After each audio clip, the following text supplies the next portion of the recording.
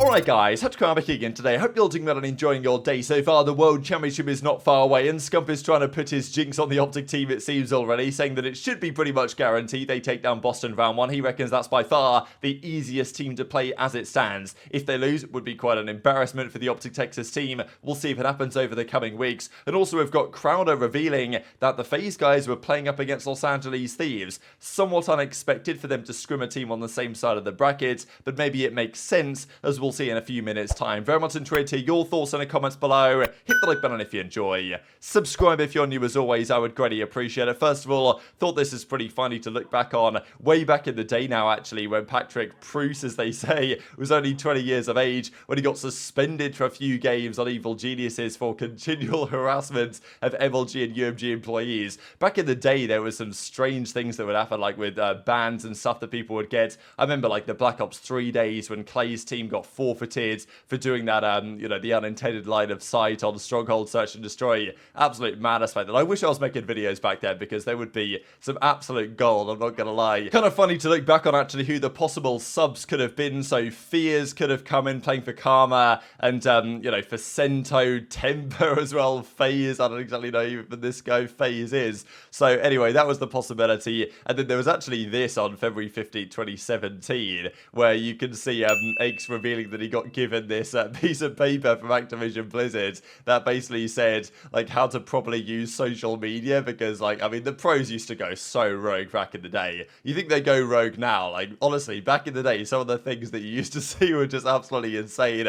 So aBeZy maybe learned his lesson, but he still knows how to be controversial when it matters. I did also want to mention quickly on the London Royal Ravens, because I kind of forgot last year that they started out last season very well. They had that team with Afro, with Nasty, with Gizmo, and I think Zero, right, was the starting team at the time. They were great online early on. Zero was one of the best ARs in the game. They came top 3 at the first event, and after that was a full collapse. They had the Paul X thing, and they had some issues with Gizmo went home, and they ran into some problems, and it really screwed their roster. And going into this year, right, they let go of Afro, they keep Nasty around, they don't build the best team around them, and I mean, their season was a disaster pretty much ever since the very start of the year. The start of the year, they were okay. They were good at Search and Destroy actually early on. They were smoking people in Search, but ever since then, it's been a shambles for London again. And it's weird because they seem to flip-flop, right? Back in MW19, they were pretty good. I mean, they came top 4 at the World Championship that year. Next year, Cold War, tragic. The year after in Vanguard, started off pretty well and still got a top 4 seed and made it a champs, right, as a result of this.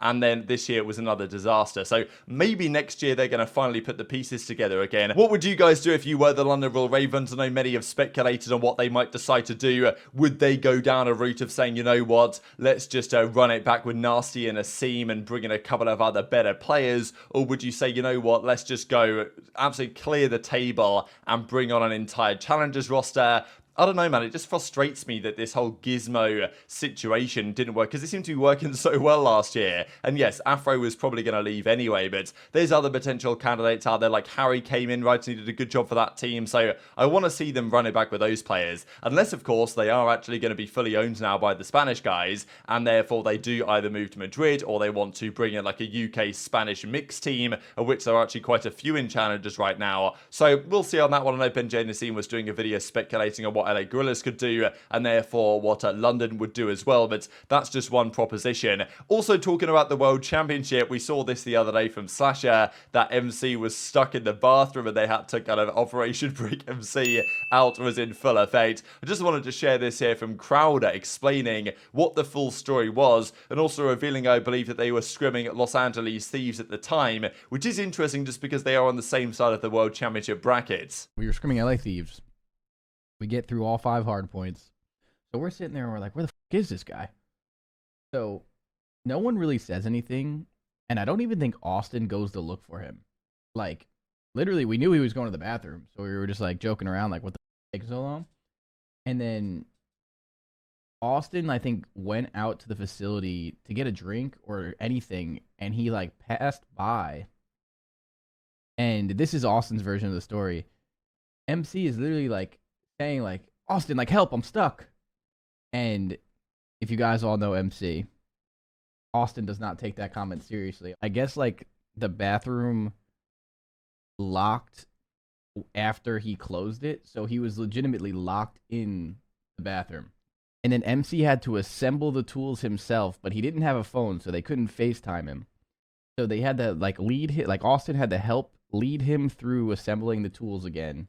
So I do believe Octane mentioned this on stream a day or so ago now, that despite Thieves being on the same side of the bracket as FaZe, they actually are practicing against them in the respawn modes. Because OpTic right now, out of all the teams, probably subliners actually as well, all the teams on the bottom side, they have the best practice theoretically, because OpTic don't want to play subliners, they don't want to play Rokkr or Breach or anything like that, because they might give something away, it might just pick up on tendencies. You don't want that to be the case. You want to scrim teams on the other side of the bracket that you are less likely to play, and if you do play them, it's going to be more than likely all the way in the winners finals, or at least in losers round 2, where at that point it's going to be a tough task anyway to win the entire thing. So OpTic are going to scrim FaZe, Surge, Ultra, Thieves. That's a pretty good selection of teams to play. However, Thieves, what do?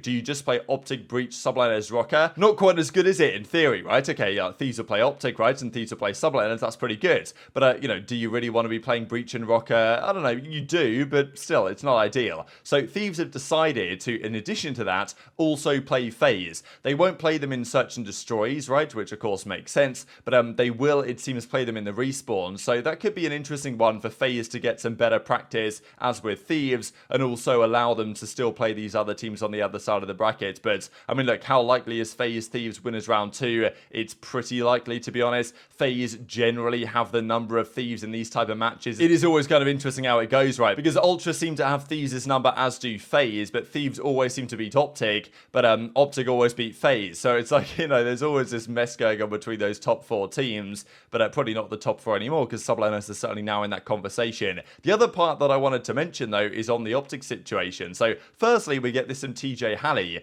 who was asked in his chat, what about if Huke said he was unwell and he had to be stepped out of the team for whatever reason? Could they bring in TJ?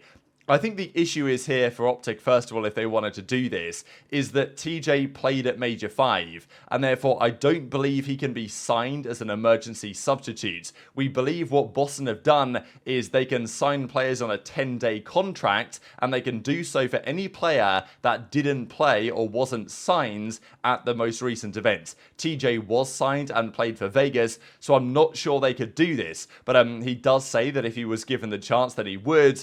Okay, would this actually be a good team? I'm not so sure, but TJ was pretty good, I thought, especially in the second half of the season. He has experience playing with Dashy before, way back in the original OpTic days. Okay, I mean, OpTic Gaming Los Angeles technically as well, but also OpTic Gaming in 2018-19 in the Black Ops 4 season. TJ's been a solid player. Would OpTic fans like to see this if Huke had to step away for whatever reason, or would Scump step in as an example? Huke gets COVID. Can't play in Dashy. I asked you to sub in for champs. What are you doing? I'm winning that, my little bro. Oh God. Swear to God, I'm winning that. Swear to God, I'm going in, dropping a nice little. I'd actually be. Yeah, exactly. Which I'm signing that 10-day. Signing that 10-day quick as hell. So getting top 12 helped us with the bracket, seed. But. Because we had second seed pretty much regardless. There were a couple of scenarios where we got overtaken. So, like, the only other thing that could have happened was, like, Toronto jumped over us and we would have played, like, Rokkr round 1 or, like, shit like that. What seed are we going into champs? Second. Oh, shit. So, we play Boston. Yeah, but we're on the good side. I mean, to be fair, like, Boston right now, no disrespect, but kind of disrespect. Like, they're like, probably the easiest team in champs. Yeah. Really? Yeah. Right now, the way that they've been looking, but obviously we didn't look that great this weekend either. But out of all the teams there, it's like Boston, Surge has been struggling a lot. But other than those two teams, like, everyone looks good. So Minnesota's like a Florida team, right? I would say.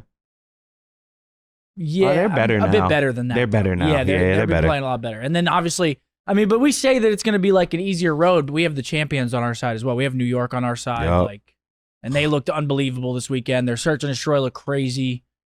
It's going to be a crazy weekend. So as I say, based on the rules that we understand there to be right now, it seems as if, from my perspective, that they would have to sign a player if this did go down. I know that Crowder has said to his team as well, guys, don't leave the house, don't get ill. We can't afford anything to go wrong here before the World Championship, because even Crowder said last year, like, Cellium was unwell. The year before that, they also had, I think someone was unwell. Like, someone always seems to get ill going into champs, and it's happened with OpTic, and honestly, for OpTic, now is the best time, right? Ghosty's been unwell the last couple of days. Huke, I think, has been unwell as well the last couple of days. They should get better in time. It might disrupt their practice. Will it disrupt their events? Probably not, and ideally it won't for those guys. It's much better to get ill now after Major 5 than it is to get ill right before the World Championship begins. But if that was to happen and a player was, to have to step out of the team, then I believe they would have to bring someone in who did not play at all at Major 5 if they were absolutely required to make a change. Now, they do have a substitute OpTic anyway,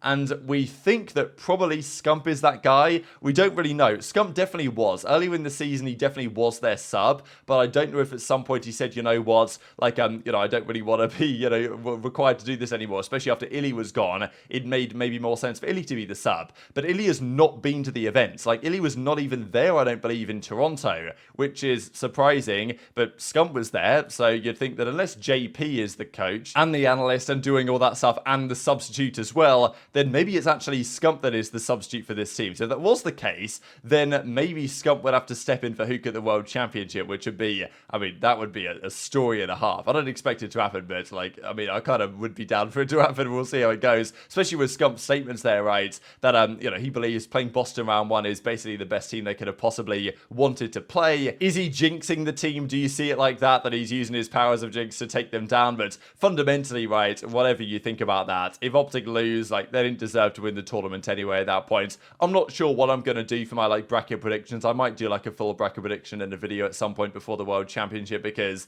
I'm not sure where I feel like OpTic are right now. It's actually a really difficult one to call. Dashy's getting ready though. He's on another side quest. I find it hilarious people talk about these as side quests actually. I don't know that people were speculating about, because I think it was that CDL Clips channel, right, that constantly said, what was it, Demi? The channel constantly called her Dashy's girlfriend and all this. I don't believe that was ever necessarily official, but she actually was at the major. I'm pretty sure I saw it at the major, with Dashy's kind of entourage, let's say. But anyway, Dashy's in the replies to this one, Natalie. Huge Arsenal fan, by the way. What's up? And I thought this was great, actually. So Shane says, tell her how much you miss Nicholas Bentner, Arsenal legend. So yeah, he was a player from my time, and I used to really watch the Premier League. Kind of obsessively, right? Lord Bentner's a bit of a meme in the football world, I guess. And Dashy's can't say enough about him, bro. So I just thought this was absolutely hilarious of Dashy, to be fair. So maybe another new side quest, as they say, before the World Championship with Dashy, but needs to make sure that he's fully focused up, I guess, on getting the practice in. Also wanted to mention this before we close out. These are the top 12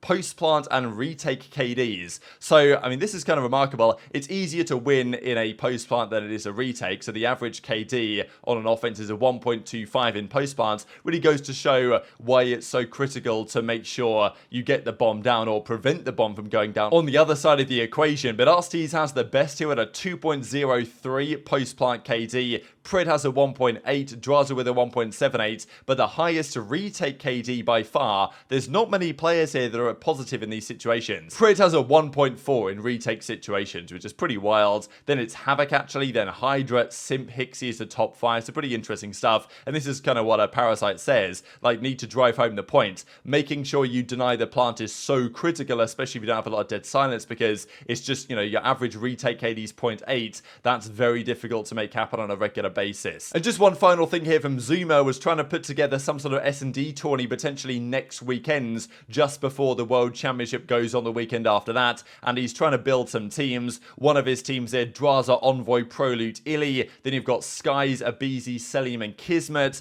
and Shotzzy, Huke, Neptune, Mohawk, Ghosty, Dashy, CleanX, Hydra. Difficult to say who's the best out of these guys, to be honest, because, Team 1 is some serious S&D stars, but, all of these guys are good at search and destroy, right? So there's some good teams here that some of these other ones haven't been fully formed, so hopefully Doug gets a team. That'd be nice to see as well. So anyway, I think Zoom was working on making this happen, but very much interested to hear your thoughts on all this stuff in the comments below. Hit the like button if you enjoyed, subscribe if you're new, take care, and I'll see you next time.